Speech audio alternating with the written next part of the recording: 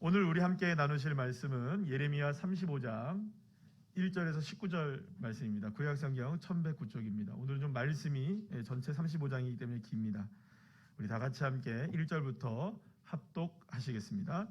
유다의 요시야 왕의 아들 여호야김 때에 여호와께로부터 말씀이 예레미야에게 임하여 이르시되 너는 레갑 사람들의 집에 가서 그들에게 말하고 그들을 여호와의 집 한 방으로 데려다가 포도주를 마시게 하라 하시니라. 이에 내가 하바시냐의 손자요 예레미야의 아들인 야사나와 그의 형제와 그의 모든 아들과 모든 레갑 사람들을 데리고 여호와의 집에 이르러 익데라의 아들 하나님의 사람 하난의 아들들의 방에 들였는데 그 방은 고관들의 방 곁이요 문을 지키는 살룸의 아들 마아세야의 방 위더라. 내가 레갑 사람들의 후손들 앞에 포도주가 가득한 종지와 술잔을 놓고 마시라 권하매 그들이 이르되 우리는 포도주를 마시지 아니하겠노라.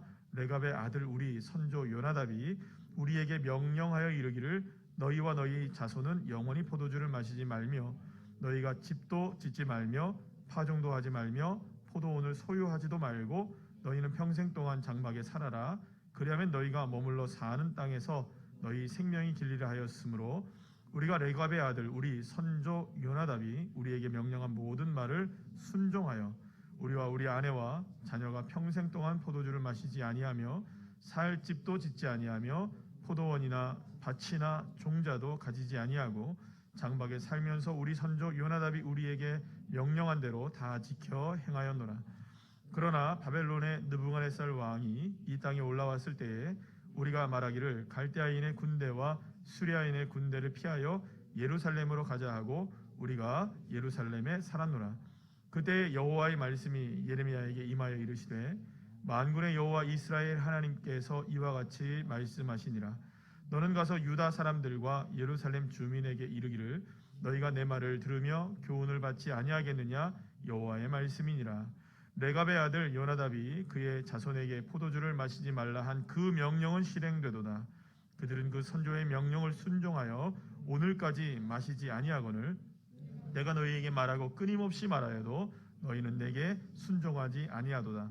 내가 내 종 모든 선지자를 너희에게 보내고 끊임없이 보내며 이르기를 너희는 이제 각기 악한 길에서 돌이켜 행위를 고치고 다른 신을 따라 그를 섬기지 말라. 그리하면 너희는 내가 너희와 너희 선조에게 준 이 땅에 살리라 하여도 너희가 귀를 기울이지 아니하며 내게 순종하지 아니하였느니라. 레갑의 아들 요나답의 자손은 그의 선조가 그들에게 명령한 그 명령을 지켜 행하나 이 백성은 내게 순종하지 아니하도다. 그러므로 만군의 여호와 이스라엘의 하나님께서 이와 같이 말씀하시니라. 보라 내가 유다와 예루살렘의 모든 주민에게 내가 그들에게 대하여 선포한 모든 재앙을 내리리니 이는 내가 그들에게 말하여도 듣지 아니하며 불러도 대답하지 아니함이니라 하셨다하라. 예레미야가 레갑 사람의 가문에 이르되 만군의 여호와 이스라엘 하나님께서 이와 같이 말씀하시기를 너희가 너희 선조 요나답의 명령을 순종하여 그의 모든 규율을 지키며 그가 너희에게 명령한 것을 행하였도다. 그러므로 만군의 여호와 이스라엘의 하나님께서 이와 같이 말씀하시니라. 레갑의 아들 요나답에게서 내 앞에 설 사람이 영원히 끊어지지 아니하리라 하시니라. 아멘. 할렐루야. 오늘은 예레미야 35장 1절에서 19절까지의 말씀을 가지고 말씀의 닻을 내리고 라는 제목으로 함께 은혜를 나누려고 합니다. 영국의 철학자이자 정치인이기도 하고요. 귀납법이라고 얘기하죠. 보통 귀납법이라고 얘기하는 그 앞세워서 경험론을 주장한 프랜시스 베이컨이라는 분이 계십니다. 이분은 이제 데카르트와 함께 근대 철학의 개척자로 평가를 받는 사람이기도 한데요. 이 프랜시스 베이컨이 얘기한 얘기 중에 가장 유명한 문구 중에 하나가 뭐냐면 우리 한번 따라해 볼까요? 아는 것이 힘이다. 이 이야기를 했어요. 굉장히 유명한 말이죠. 이게 이분이 한 얘기라는 거죠. 또 한 가지는 뭐냐면 여러분들 중고등학교 시절 때 여러분들 혹시 배우신 분들이 기억이 아마 나실 거라고 생각하는데 이 베이컨 하면 햄이 생각나는 게 아니고요. 베이컨 하면 뭐가 생각나냐면 이 4대 우상론이라는 게 있어요. 4대 우상론. 그래서 이게 아마 여러분들 기억나실지 모르겠어요. 이 4대 우상론이 뭐냐면 이 뭐 종족의 우상 뭐 들어보셨죠? 기억나시나요 혹시? 동굴의 우상, 뭐 시장의 우상, 극장의 우상, 뭐 이런 거 다 외워가지고 옛날에 막 이렇게 했던 기억이 납니다. 먼저 이제 그 종족의 우상이라는 게 뭐냐면요, 인간이기 때문에 인간의 관점에서만 생각할 수 있는 편견과 오류가 있다는 거죠. 그러니까 우리는 인간이니까 모든 걸 인간의 관점에서 보겠죠. 그리고 여러분, 고양이는 무슨 관점에서 이 세상을 바라볼까요? 너무 어렵나요, 문제가? 고양이는 고양이의 관점에서 바라보고, 강아지는 무슨 관점으로 바라볼까요, 세상을?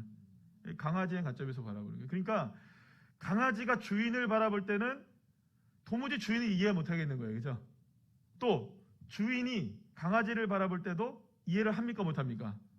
못하는 거예요. 왜 그러냐면 서로의 종족이 다르기 때문에. 그러니까 우리 인간은 인간의 모습으로 자연을 바라보기 때문에 자연을 다 해석하는 것도 인간의 관점에서 해석하는 거예요. 그러니까 여러분은 자연을 막 망치고 훼손시키는 인간의 관점들이 있잖아요. 근데 그 안에 살고 있는 동물들은 얼마나 정말로 피를 말리는 어려움들이 있겠어요. 그런 관점들이 다르기 때문에 생기는 오류가 있다. 이게 이제 종족의 우상이라는 거예요. 자, 이제 뭐 고등학교 윤리 시간 갖췄고, 동굴의 우상 두 번째는 뭐냐면 동굴의 우상이라는 게 있는데, 이 동굴의 우상은 자신들만의 동굴에 살고 있는 모습들이 있다는 거예요. 뭐냐면 자신의 성향 혹은 습관, 또 자라왔던 배경, 교육, 그리고 또 여러 가지 경험들에 따라서 이러한 자신들이 생각하는 것들이 달라진다는 거예요. 예를 들어서 이런 겁니다. 우리나라에도 그 아픔이 한 번 있었죠. 이게 6.25라는 아픔이 있었잖아요. 전쟁이라는 아픔을 겪었잖아요. 그러니까 전쟁을 겪었던 분들과 겪지 않았던 분들은 관점이 뭐 예를 들어서 나라를 바라보는 관점이나 또 혹은 북한을 바라보는 관점이 같을까요? 다를까요? 다를 수밖에 없죠. 저희 어머님도 예전에 그 아버님도 어렸을 시절에 전쟁을 겪었던 이야기를 이렇게 해주실 때 보면 뭐 정말로 빨갱이는, 북한 사람들 빨갱이는 얼굴에 빨간 칠을 하고 있는 줄 알았대요. 근데 진짜 그 북한 군들을 봤는데 얼굴이 빨갛지가 않더라는 거예요. 그러니까 전쟁을 직접 경험하신 분들이 북한을 바라보는 것들과 전쟁을 경험하지 않은 저 같은 이제 전후 세대들이 바라보는 북한을 바라보는 관점이 다를 수밖에 없는 거죠. 그리고 또 이 사건을 경험한 사람이 세상을 바라보는 것과 저 사건을 경험한 사람이 세상을 바라보는 것은 다를 수밖에 없다. 그래서 경험한 것과 배운 것과 배경들이 사람의 편견과 오류를 만들어낸다는 게 이런 동굴의 우상이라는 의미를 갖고 있습니다. 세 번째, 시장의 우상이라는 건 뭐냐 하면 인간의 언어 때문에 발생하는 오류가 있다는 거예요. 여러분들 말로 오해가 되는 게 제일 많죠. 서로가 말로 오해되는 게 굉장히 많잖아요, 그죠? 아까 전에 말하는 두 번째 같은 경우에 동굴의 우상 같은 경우도 나 저 사람 참 이해 못하겠어 하는 게 있잖아요. 그거 왜 그럴까요? 배경이 다르니까요. 경험한 게 다르니까 이해를 못하는 것도 있는 거예요. 근데 말로 오해가 되는 경우들이 굉장히 많아요. 예를 들어 이런 겁니다, 여러분. 이런 말이 있다고 생각해봐요. 누군가가 이렇게 얘기합니다. 북극곰은 먹이가 펭귄을 먹는데, 여러분 모르셨어요? 북극곰이 펭귄을 먹는 거? 아셨어요? 모르셨어요? 모르셨죠? 오늘 배워가시는 거예요. 북극곰이 뭘 먹는다고요? 펭귄을 먹어요? 자, 그런데 여러분 생각해보면 이상한 점이 있죠. 북극곰은 북극에 살고 펭귄은 남극에 살아요. 북극곰이 펭귄을 먹으려면 남극에 원정 가야 돼요. 혹은 펭귄이 날아와서 북극에 살든지. 이 말은 맞는 말일까요? 틀린 말일까요? 틀린 말이에요. 안 되는 말이죠. 성립이 안 되는 말이에요. 그런데 말 때문에 서로가 오해를 하는 경우들이 생긴다는 것, 이게 바로 시장의 우상이다. 네 번째, 극장의 우상이라는 게 있는데, 이건 뭐냐면 전통이나 권위에 맹목적으로 순종하고 또 따를 때 발생하는 편견이라고 얘기할 수 있어요. 이게 뭐냐면 우리나라 같은 경우는 아직도 그래서 유교 사회잖아요. 유교적 그 배경들이 남아있는 사회잖아요. 그러니까 남자는 이래야 돼, 여자는 이래야 돼. 이런 게 있습니까, 없습니까? 있어요. 존재해요. 아직까지도 많이 존재해요. 그러니까 이런 것들이 사람을 바라보거나 세상을 바라볼 때 편견을 만든다. 제가 뭐 오늘 이 시간에 뭐 갑자기 뭐 베이컨의 우상론을 얘기하면서 철학을 얘기하려는 그런 건 아니고요. 이 베이컨이 말하는 이 우상이 뭐냐 하면 이런 겁니다. 인간이 올바른 지식을 얻는데 방해되는 게 너무 많더라. 올바른 길을 걸어가고 올바른 생각을 하고 올바른 결정을 하는데 굉장히 많은 편견과 선입견에 갇혀 있더라. 그러니까 적어도 인간이 이런 네 가지 선입견과 편견에 갇혀 있기 때문에 온전한 생각을 하지 못할 때가 너무나 많더라. 그게 인간이더라라는 것을 이야기하고 싶었던 겁니다. 그렇습니다. 인간은 제 아무리 뛰어난 지식과 지혜를 가지고 있다 할지라도, 혹은 엄청난 재능과 탁월한 능력이 있다 할지라도, 인간이기 때문에 어쩔 수 없는 편견과 오류에 사로잡혀 살아갈 수밖에 없는 한계를 지닌 존재이다. 그리고 여기에는 그 누구도 예외가 될 수 없다. 우리 모두는 다 편견이 있는 사람들이에요. 우리 모두는 다 오류가 있는 사람들이라는 거죠. 우리 모두는 그래서 한계를 가지고 있는 존재들이다. 사랑하는 여러분, 그래서 우리는 겸손해져야 합니다. 내 생각과 판단이 다를 수 있음을 인정하는 자세가 필요한 거죠. 왜냐하면 내가 아닐 수 있는 거거든요. 그런데 여러분, 고집스럽게 내가 맞다고 생각하는 사람들이 있어요. 아니, 고집스럽게 내가 옳다고 생각하는 사람들이 있다니까요. 얼마나 많은 경우 그런 일들이 우리에게 일어나는지 몰라요.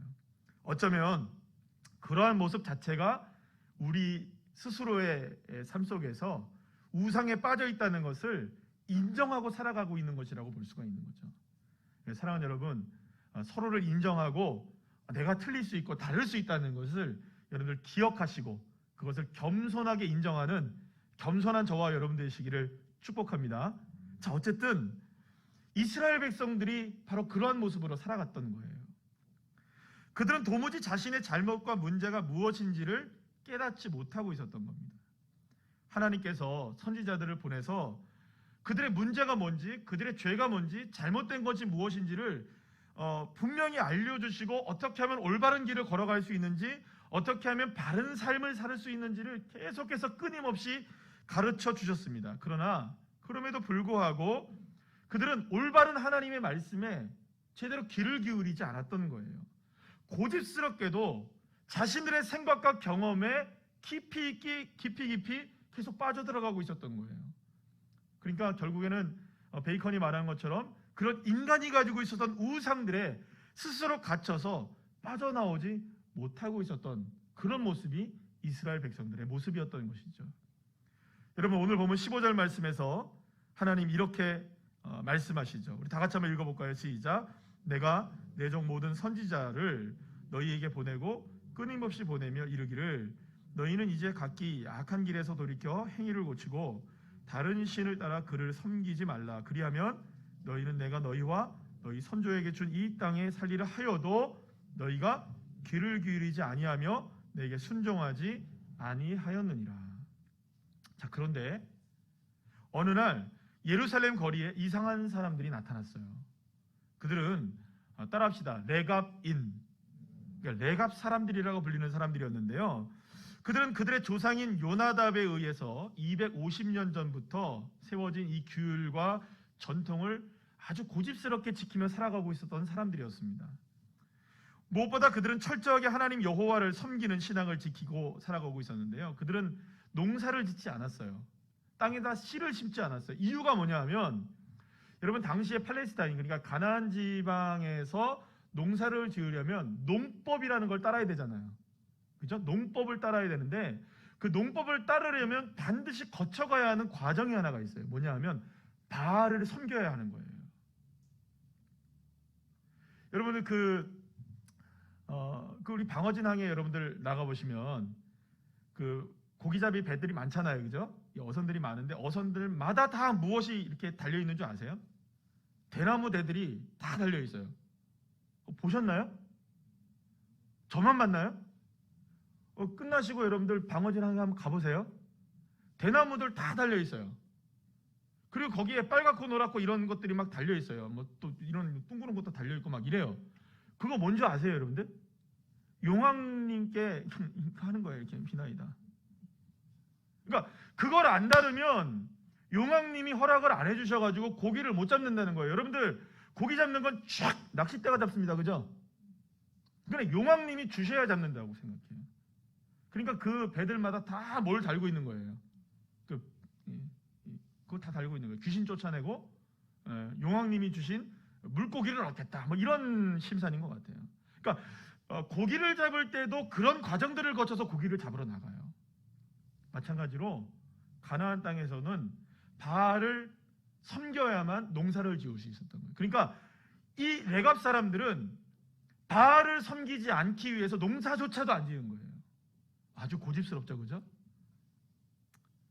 그들은 자신의 삶에 대해서 이렇게 얘기를 하는데요. 오늘 보면 8절에서 10절 말씀 우리 함께 읽어볼까요? 시작. 우리가 레갑의 아들 우리 선조 요나답이 우리에게 명령한 모든 말을 순종하여 우리와 우리 아내와 자녀가 평생 동안 포도주를 마시지 아니하며 살 집도 짓지 아니하며 포도원이나 밭이나 종자도 가지지 아니하고 장막에 살면서 우리 선조 요나답이 우리에게 명령한 대로 다 지켜 행하였노라. 그들은 도시를 벗어나서 광야에서 천막을 짓고 살았어요. 이렇게 살던 레갑 사람들이 갑자기 예루살렘 거리에 나타난 거예요. 왜 나타났냐 하면 예루살렘을 제외하고 바벨론에게 공격을 당해가지고 다 전쟁통에 살 데가 없어지게 된 거죠. 그래서 이제 말하자면 예루살렘으로 피난을 오게 된 상황이 된 거예요.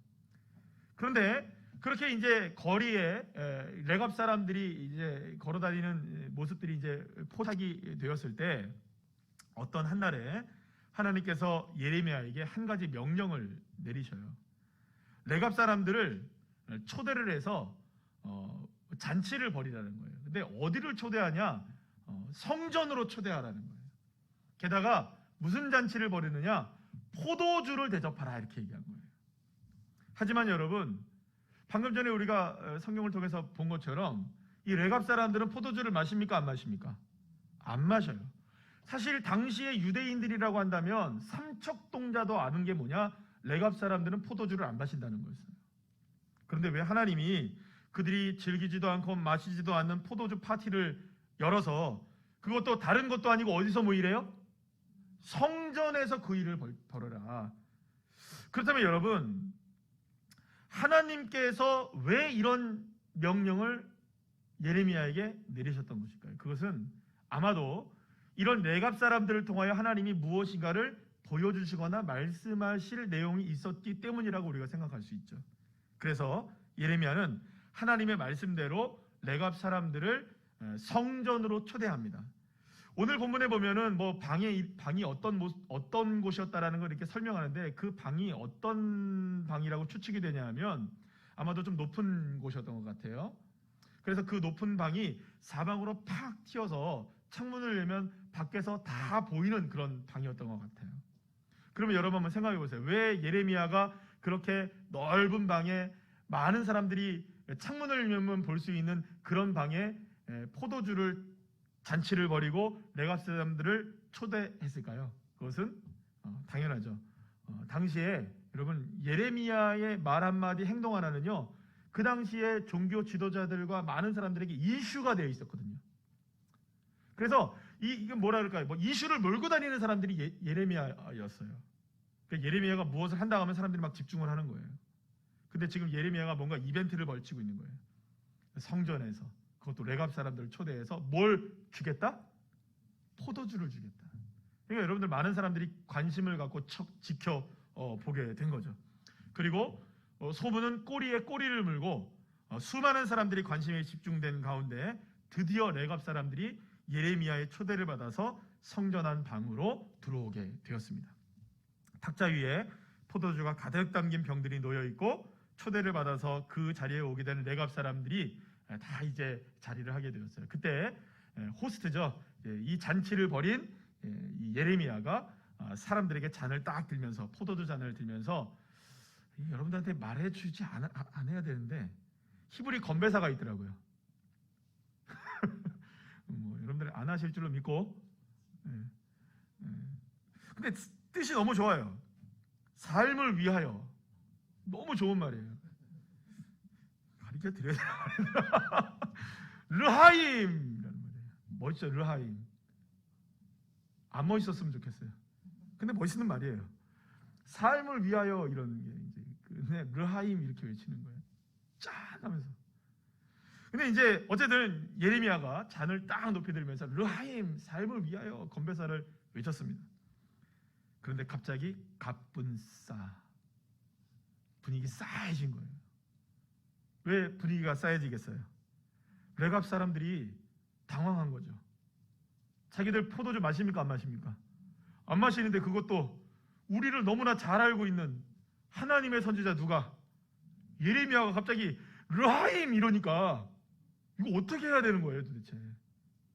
그래서 손사래를 치고 절레절레 이제 머리를 흔들면서 이 레갑 사람들이 예레미야에게 이렇게 이야기를 합니다. 오늘 보면 6절에서 8절 말씀인데 우리 쉬운 성경의 말씀을 한번 읽어볼까요? 다 같이 시작.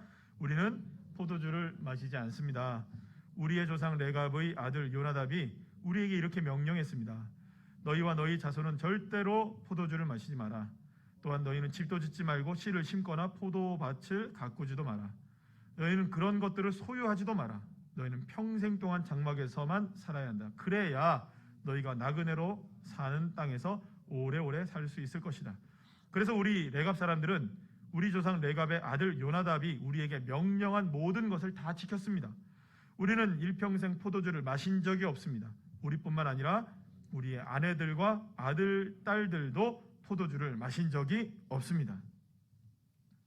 사실 이 장면은 수많은 사람들이 지켜보고 있었어요. 요즘 같으면 TV로 생중계되는 그런 상황과 마찬가지였다고 할 정도로 이목이 집중되어 있었던 상황이었습니다. 모두의 관심은 예레미야가 건배사를 딱 할 때 함께 르하임을 외치느냐 안 외치느냐, 여기에 모든 사람들이 집중이 되어 있었던 거예요. 그런데 그들은 잔을 들지도 않았고 포도주를 마시지도 않았습니다. 그런 일들은 일어나지 않았어요.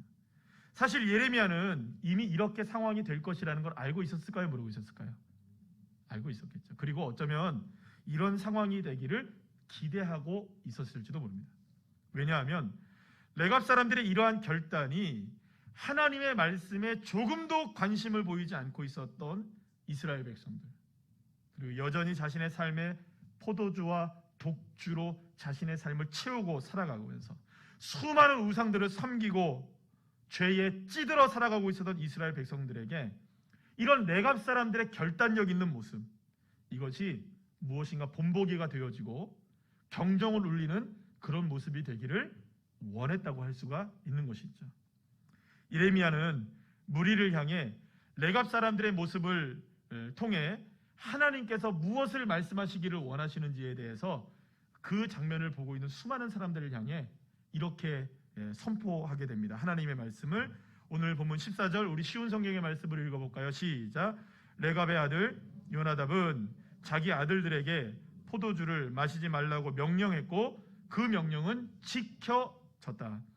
오늘까지도 요나답의 자손은 조상의 명령에 순종하여 포도주를 마시지 않는다. 그러나 나 여호와가 너희에게 거듭해서 명령했으나 너희는 내 말을 들었다 안 들었다? 듣지 않았다. 사실 여기서 중요한 것은 포도주를 마시고 안 마시고의 문제는 2차적인 문제예요. 더 중요한 건 뭐냐 하면 이 사람들이 왜 포도주를 마시지 않았느냐, 그러면 이스라엘 백성들은 왜 포도주를 마시고 살아가느냐, 이 문제죠. 하나님의 말씀을 지키느냐 지키지 않느냐, 하나님의 말씀을 따르느냐 안 따르느냐의 문제가 포도주의 문제로 드러나게 된 것입니다. 사실 레갑 사람들은 예루살렘 사람들의 볼 때에는 별종으로 보였을 거예요. 유별난 사람들. 그래서 세상과 어울리지 못하고 마치 이상한 외계인이나 된 것처럼, 심지어 어떤 사람들에게는요 경멸의 대상일 수도 있었어요. 포도주 한 단도 안 마셔? 그렇다고 씨를 안 심어? 그렇다고 장막에 살아? 하지만 예레미야는 더 이상 그들을 그런 눈으로 바라보지 말라고 외치고 있는 겁니다. 그들은 더 이상 구경거리도 아니고 조롱의 대상거리도 아니라고 말하는 거죠. 오히려 그들은 시간이 지나고 세월이 변해도 변함없이 한 가지를 고집스럽게 하고 있었던 거예요. 그건 뭐냐? 하나님의 말씀에 자신의 삶의 닻을 깊이 있게 내리고 있었던 위대한 신앙의 모습을 보여주고 있었던 것이죠. 어쩌면 레갑 사람들도 자신들의 마음속에서는 여러 번, 아니 많이 화려한 세상 속에서 시대의 자유를 느끼고 먹고 싶은 것 먹고 하고 싶은 것 하고 즐기고 싶은 것 즐기고 가고 싶은 것 가고 가지고 싶은 것 가지고 그렇게 살아가는 삶을 동경했을지도 모릅니다.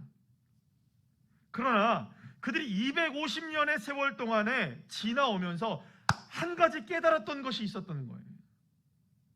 그러한 자기의 생각과 자기의 판단, 자기의 경험을 앞세우고 자기가 생각한 대로 살아봤더니 실패하더라는 겁니다. 어쩔 수 없는 인간의 한계로 인해 생각의 오류에 빠지고 판단의 오류에 빠지고 행동의 오류에 빠지고 그래서 길을 잃어버릴 때가 있고, 그리고 진리에서 벗어날 수밖에 없는 나약한 존재가 인간이라는 사실은 그들은 삶을 통하여 깨닫게 되었던 것이죠. 어쩌면 레갑 사람들은 처음에 말씀드린 이 프랜시스 베이컨이 말한 인간의 편견과 오류에 빠뜨리는 이 네 가지, 적어도 네 가지 우상에 빠지지 않기 위해서라도 그들이 선택할 수 있는 유일한 방법을 찾았던 것입니다. 무엇이었을까요?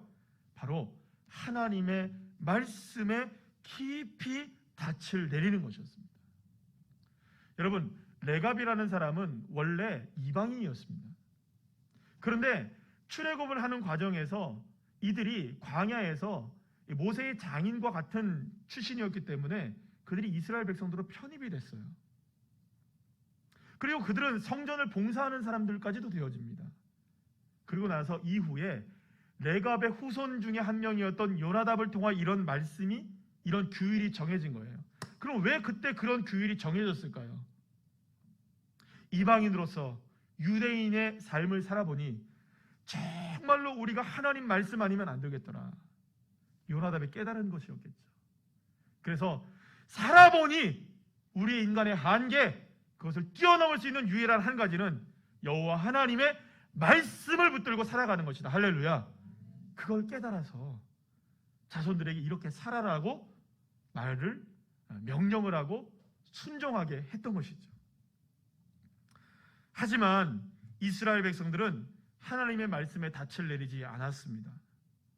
그들은 세상이 원하고 세상이 바라는 것들을 위해 살아가기에 급급했고, 그렇게 하나님의 말씀이 아닌 세상에 깊이 닻을 내리며 그렇게 살아갔던 것이죠.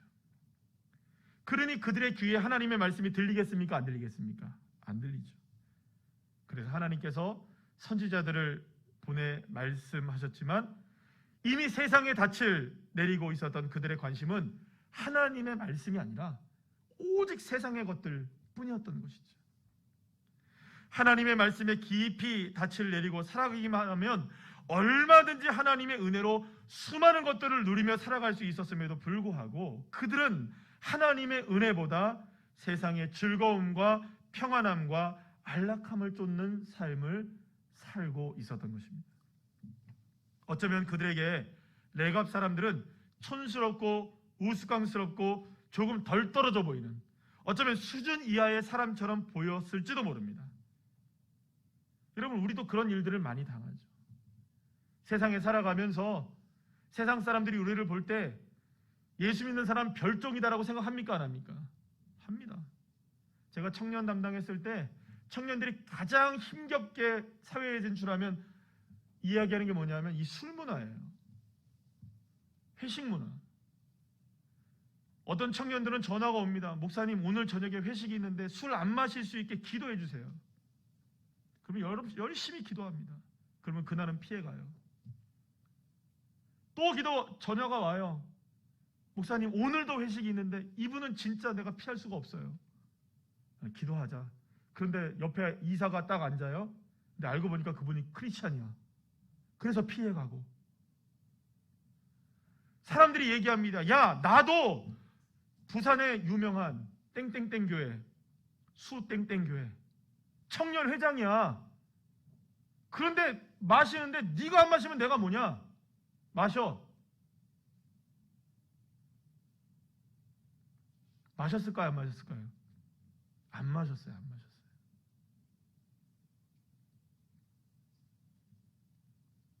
치열한 싸움을 하잖아요. 세상 사람들이 볼 때 얼마나 우스꽝스럽게 보이겠습니까? 참, 저 사람 참, 그게 뭐라고, 저게 뭐라고.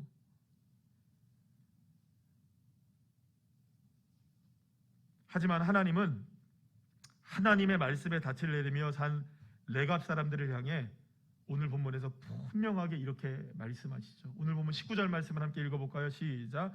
그러므로 만군의 여호와 이스라엘 하나님께서 이와 같이 말씀하시니라. 레갑의 아들 요나답에게서 내 앞에 설 사람이 영원히 끊어지지 아니하리라. 할렐루야. 사랑하는 여러분, 영원히 끊어지지 아니하리라. 하나님 앞에 설 그 사람이 영원히 끊어지지 않는 축복을 누가 누리느냐? 하나님의 말씀에 깊이 닻을 내리는 사람. 세상이 나를 향해 무엇이라 말하든, 세상이 나를 무엇이라 평가하든, 나는 하나님의 말씀에 내 삶에 닻을 내리고 살겠습니다. 할렐루야. 이 믿음이 저와 여러분의 믿음이시기를 간절히 축원합니다. 어느 날 예수님이 이렇게 말씀하십니다. 마태복음 7장 24절에서 27절까지의 말씀인데요. 제가 여러 가지 본문을 이렇게 보다가 메시지 성경으로 보는 게 제일 좋을 것 같아가지고 메시지 성경의 본문으로 제가 준비해봤습니다. 우리 다 같이 한번 읽어볼까요? 시작. 내가 너희에게 하는 이 말은 너희 삶에 덧붙이는 장식이나 너희 생활 수준을 높여주는 리모델링 같은 것이 아니라 내 말은 주춧돌과 같아서 너희는 내 말 위에 인생을 지어야 한다. 너희가 내 말을 너희 삶으로 실천하면 너희는 든든한 바위 위에 집을 지은 현명한 목수와 같다. 비가 퍼붓고 강물이 넘치고 돌풍이 쳐도 그 집은 끄떡없다. 바위 위에 꼿꼿이 서 있다. 그러나 너희가 내 말을 성경 공부 때만 사용하고 삶으로 실천하지 않으면 너희는 모래사장에 집을 지은 미련한 목수와 같다. 폭풍이 몰아치고 파도가 거세지자 그 집은 맥없이 무너지고 말았다. 사랑하는 여러분, 어쩌면 우리는 모두는 나름대로 지금까지는 잘 살아오고 있는지도 모릅니다. 하지만 폭풍우가 몰아치는 삶의 한복판에 던져지게 될 때 우리에게 가장 필요한 것은 무엇이냐? 바로 인생의 닻이죠. 단단한 바위에 내려진 닻, 굳건한 반석을 붙잡는 닻. 히브리서 6장 18절에서 19절 말씀을 우리 새번역 성경의 말씀으로 한번 읽어볼까요? 시작. 이는 앞에 놓인 소망을 붙잡으려고 세상에서 피하여 나온 사람들인 우리가 이 두 가지 변할 수 없는 사실, 곧 하나님의 약속과 맹세를 의지하여 큰 위로를 받게 하려는 것입니다. 하나님께서는 약속하시고 맹세하실 때에 거짓말을 하실 수 없습니다. 우리에게는 이 소망이 있으니 그것은 안전하고 확실한 영혼의 닷과 같아서 휘장 안에까지 들어가게 해줍니다. 아멘. 우리의 영혼의 닻을 가장 안전하게 확실하게 내릴 수 있는 단 한 가지가 뭐냐? 히브리서 6장에서는 분명하게 뭐라고 말씀하느냐? 오직 변할 수 없는 하나님의 약속과 맹세를 의지하는 것. 따라합시다. 오직 변할 수 없는 하나님의 약속. 다시 한번, 오직 변할 수 없는 하나님의 약속. 그게 무엇입니까? 하나님의 말씀이죠. 그 하나님의 말씀에 우리의 인생을 지어나가야 한다. 우리의 영혼의 닻을 내려야 한다. 주님이 우리에게 말씀하고 계시는 것입니다. 사랑하는 여러분, 그렇다면 지금 나는 무엇에 내 인생의 닻을 내리고 있을까요?